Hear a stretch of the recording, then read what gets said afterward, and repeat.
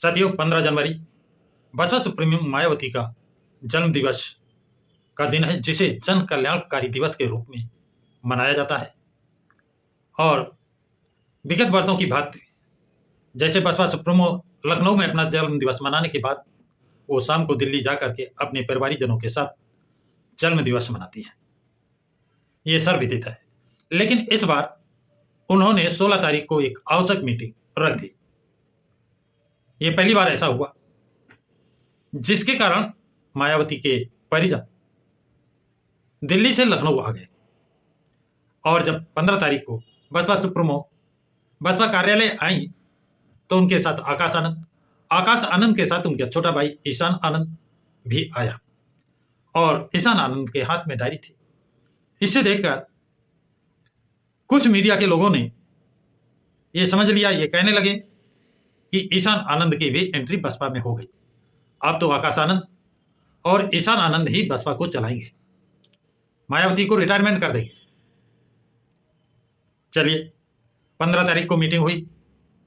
कोई घोषणा ऐसी बसपा सुप्रीमो द्वारा नहीं की गई। 16 तारीख की मीटिंग हुई। 16 तारीख की मीटिंग में भी आकाश आनंद आए, ईशान आनंद आए। और इसके बाद भी उनके ईशान आनंद के हाथ में डायरी थी।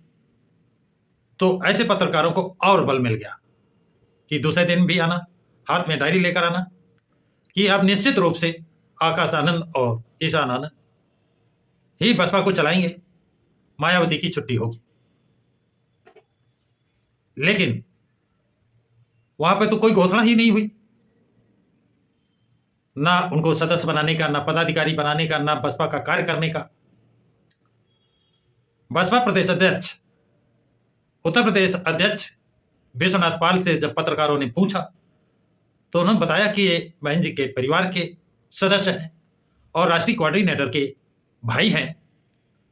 तो बहन जी दिल्ली जो जाकर अपना जन्म दिवस मनाती थी वहां नहीं गई, इसलिए वो आए और उनके जन्म दिवस समारोह में शामिल हुए। और यही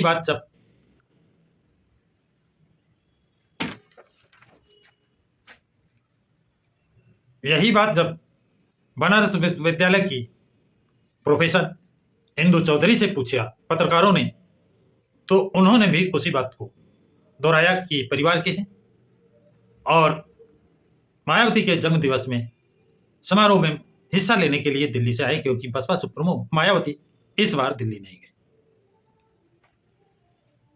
तो साथियों, उन पत्रकारों जिन्होंने ये कहा, जिन्होंने ये हेडिंग चलाना शुरू कर दिया, जिन्होंने ये खबर प्रसारित की कि आकाश आनंद और ईशान आनंद आप बसपा को चलाएंगे, तो बिना सिर्फ पैर की बात कौन से लोग कर रहे हैं, कौन सी मीडिया कर रही है? वो मीडिया खुद कर रही है अथवा किसी के इशारे पर नाच रही है? इशारा किसका हो सकता है? ये क्लियर हो चुका है और नहीं क्लियर हो जाएगा।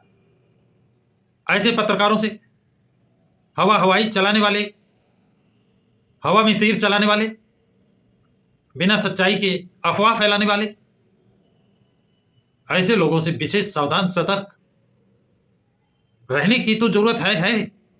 साथ ही साथ इन पर निगरानी भी रखने की जरूरत है। तो साथियों, परिवार का सदस्य आकर मिलना तो उसको भी राजनीति में डाल देना, ये कौन सी मानसिकता के लोग हैं? ऐसे लोगों से सावधान रहने की जरूरत, सतर्क रहने की जरूरत है। साथियों, ये जानकारी आप लोगों को कैसी लगी कमेंट बॉक्स में कमेंट जरूर लिखें तथा इस वीडियो को लाइक और शेयर करें। प्रकाश की राह चैनल को सब्सक्राइब करें।